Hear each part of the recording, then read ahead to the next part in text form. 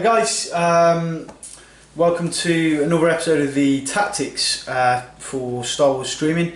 So I know it's been a bit of time coming since I did the last command card version of these, but I've been playing a lot to practice for the upcoming regionals.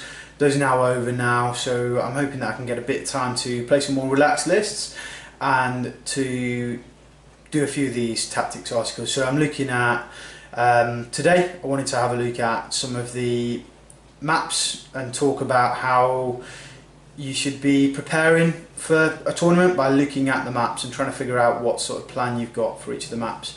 But first of all, I just wanted to report back on regionals progress. So I was really chuffed. I went to 2 regionals this year. One in Evesham was the first, which was a 20-player tournament, and netted me this prize haul, which I was really chuffed with. So we got the red and yellow dice for top 8, got the Bosk Skordar for top 4, and then I was fortunate enough to go on and win the event. So we've got the nice trophy there, so I think it's like a Yavin medal, and the buy for nationals, which I'm hoping to make it to this year after the European Championships, once we know date and things. The second event I attended in Exeter was even bigger, which was great. It was 29, which again I think might have been the biggest one in the UK again for the second year running. So well done Curtin, well done James Fox, Rob Angel, Tim Bishop, I think that Bishop Bland, sorry, that ran those events. Well done guys.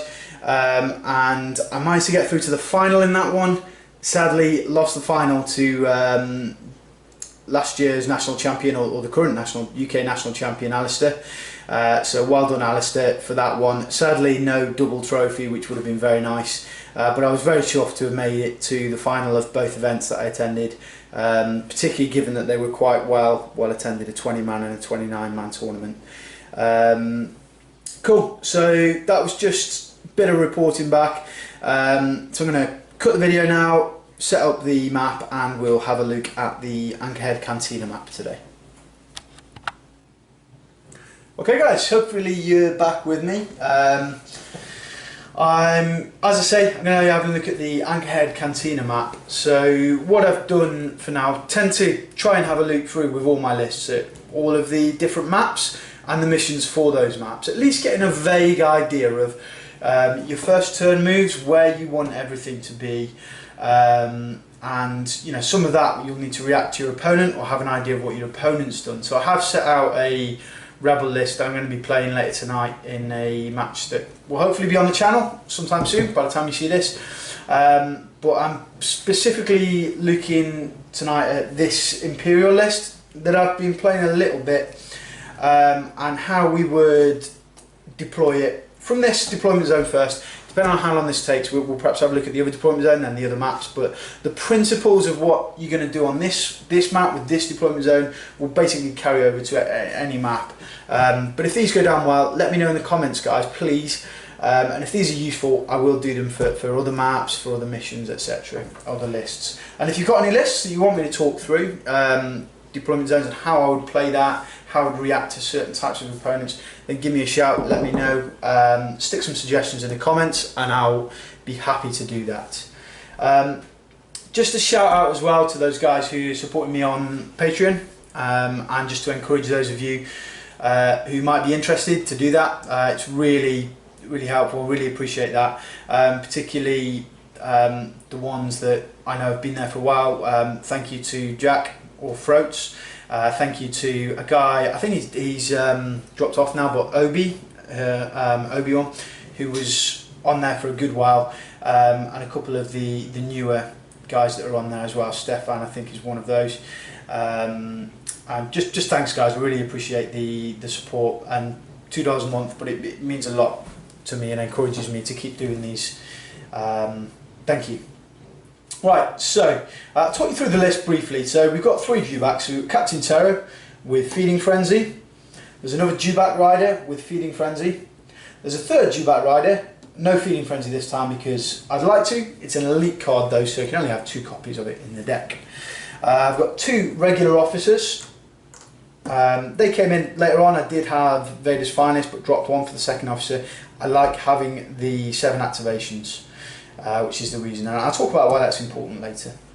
And I have got, although there is only 1 elite and 1 regular here as the cards, this is, however, 2 elite weakways. So we're going to have a look at how we might deploy these.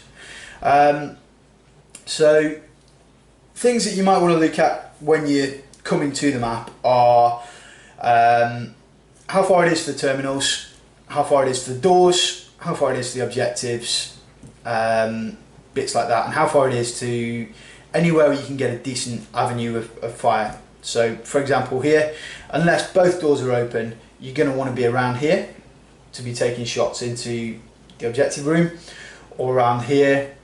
A lot of the fight on this map I find tends to happen around here. The terminal here is pretty important because this one is quite a way out of the way.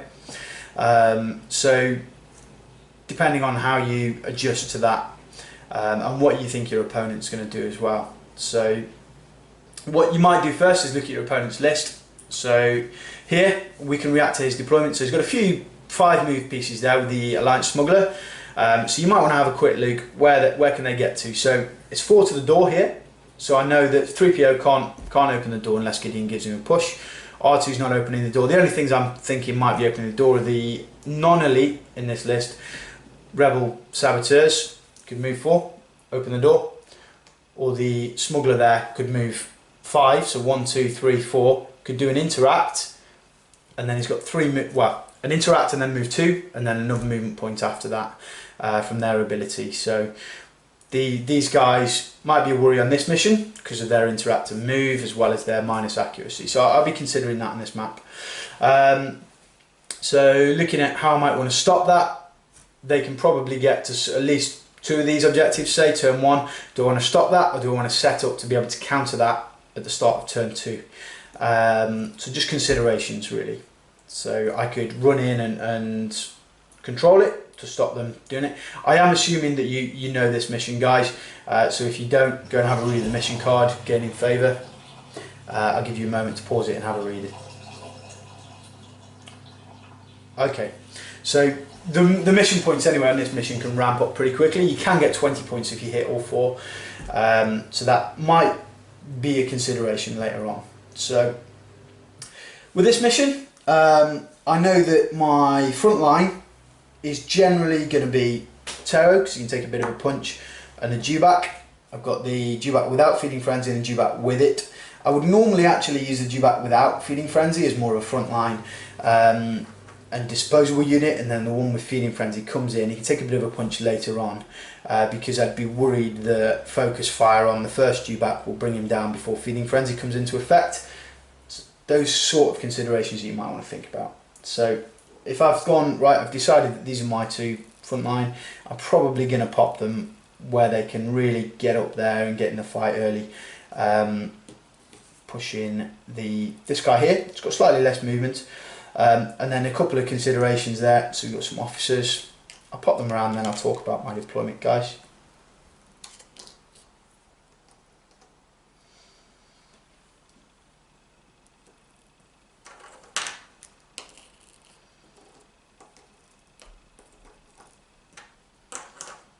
Okay, so my weakways, I'm not expecting to get in the game turn 1. However, potentially I do have the option to move 4 around to this area and take some shots down there if needs be. I probably want to move and hide them, or move them to get good avenues down here. I've got officers. They're probably going to be pushing stuff forward turn 1. Again, if my opponent is playing aggressively and opens his door early, I might either open a door with an officer. So this guy here is the one officer who can do that. 1, 2, 3, 4. Open the door. Or potentially pushing the weakways more into position so that I can get shots with maybe all 4 of them, depending on how it works out.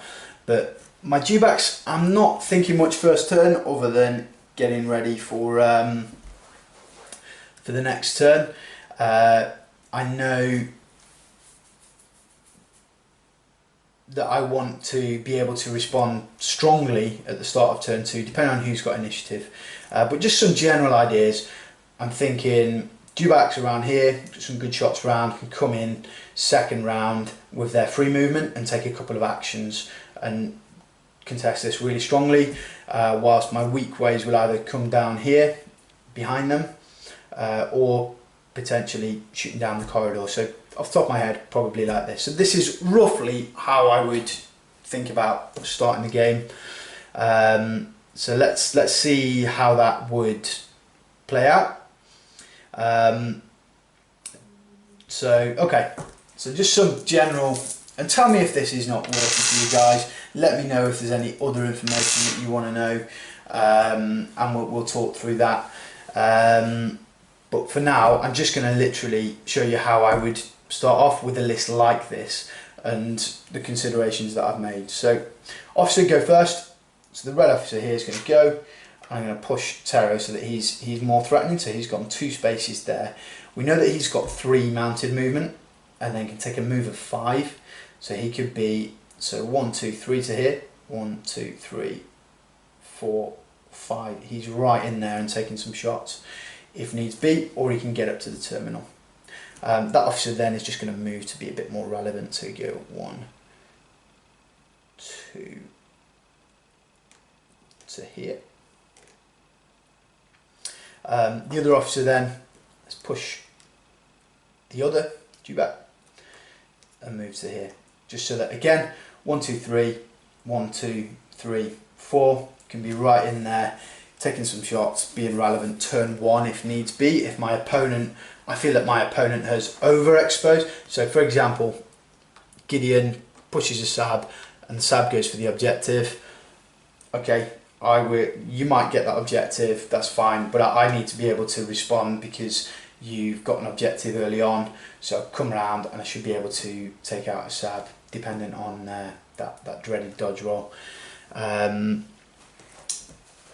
Also, you've got the option then, push him a little bit further forward. So the dewback, potentially, if this door opens, dewback has got 3 free movement, 1, 2, potentially open the door, take an extra point of movement and punish something coming down there, and then you can really get stuck in. Tero could go 1, 2, 3, take a move, and you're right round here being very aggressive with those dewbacks if needs be. Depending on your opponent, that may or may not be the right choice, but it's just considerations that you want to make as you moving around. So that would just be the 2 officers. Nice to have a little bit of early game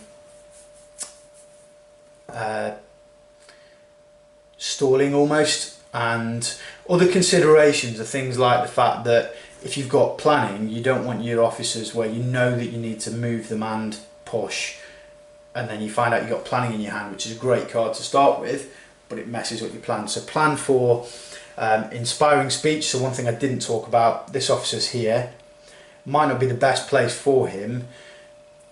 It's not bad, but what he has got then is he can inspiring speech onto 2 from the same unit, which means that I've got a bigger punch, 1 activation.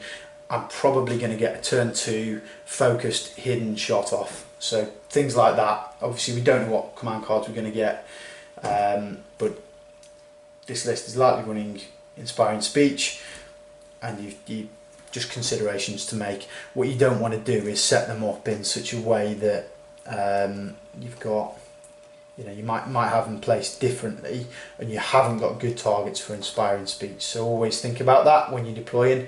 Don't get it in your hand and then go, oh, I stink, I've got, you've got to move to do it, because then you're really going to mess it up a little bit.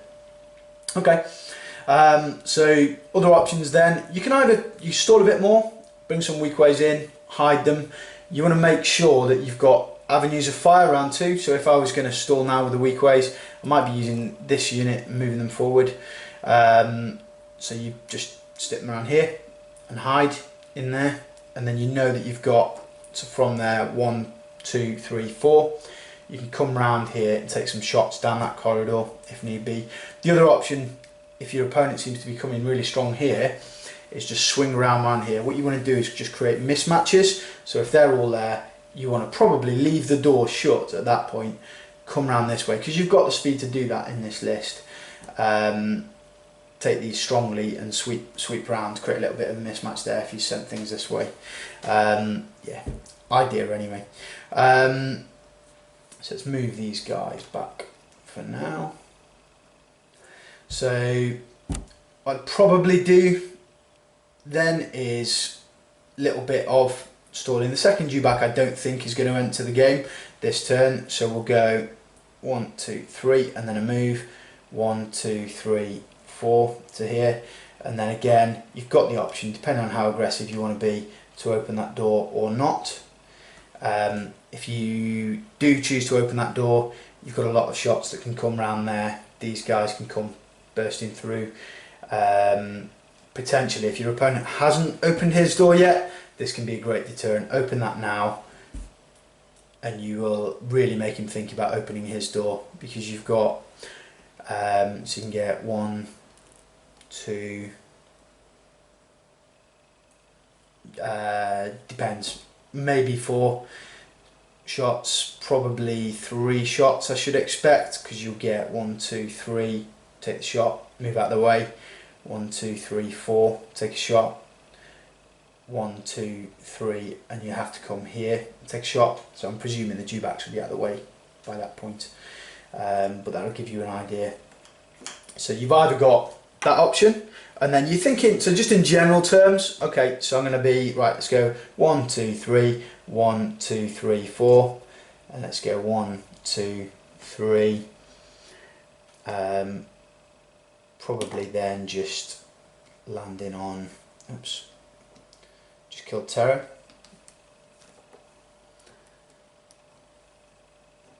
It's in the wrong spot anyway. So just have them like that, so you consider in your line of sight for your weak ways coming through afterwards, and then you might go 1, 2, 3, 4, so taking the shot, move, 1, 2, 3, 4, take a shot, 1, 2, 3, 4, take a shot. It's going to be a bit longer range on that one, and then you might with this guy just go 1, 2, 3, 4, 1, 2, 3, 4, somewhere around here, just to dissuade anything coming down this way, and that would be roughly your. So that's one option for strong down the middle. You're really making a hard push on that terminal and around here, and you're probably on this mission, if you're doing that, ignoring the objective game. Of course, the dewbacks, good to bear in mind. You can use your mounted move to get adjacent to one of those terminals and then interact for the points. So that's one option. Should you not wish to open that door, I'm definitely going to put these back in the wrong place. You've got the other option, which you're looking something like, right, okay, so not going to be that aggressive, opponent's playing a bit tentatively, or maybe I don't have initiative at the start of the next round, so I'm going to be a bit calm myself. So let's just get some guys in position, get some hidden tokens on them. Really make them a lot more hard hitting then, or give you that little bit of extra accuracy, because of course you can roll away from your surges then as well if you need to, so you green re-roll away from the surges instead of trying to get them, or force your opponent to get them if you don't get any. Then 1, 2, 3, 1, 2, coming somewhere like that. Any opponent, unless they come past this line, won't have line of sight to you, but you'll have line of sight on the opponent. 2, 3, 1, 2, 3, 4, 5, and you've got your terminal there. You've got 2 guys in a strong position down here. Then start around 2. Potentially, then what you can do as well is, rather than you know, you've made a bit of a bluff here. You've got these guys around here, lots of hidden. You might want to just move him. So they come strong play here, ignore it, 1, 2, 3, 1, 2, 3, and just come strong in here, round 2. So just a few ideas, guys. I just thought it might be interesting to talk through some considerations. I'm going to leave it there because I want to keep these relatively quick. If it's interesting, please let me know and I'll do some more. If it just doesn't work for you, then let me know how I can improve it. Or if you don't think it's going to, help at all, then let me know again, because I won't waste my time on it. I'll just stick to my skirmish videos, which to be honest are a lot easier for me because it's just filming me playing some games. So it's a lot less effort for me than getting stuff out like this and feeling like a bit of a fool talking to myself. So let me know what you think, guys. Your feedback's really appreciated. I've seen a tick up in the comments recently, and that feedback, not just oh you're doing a great job or oh this is terrible, but specific feedback telling me what you like, what you don't like, whether you like the dice tray, whether you like it zoomed in a bit more, whatever it might be. Let me know, guys. Be as specific as you can, and it just lets me do a better job. Okay, thanks guys, I'll catch you soon. Appreciate your support and any feedback you can give me. Thanks, bye now.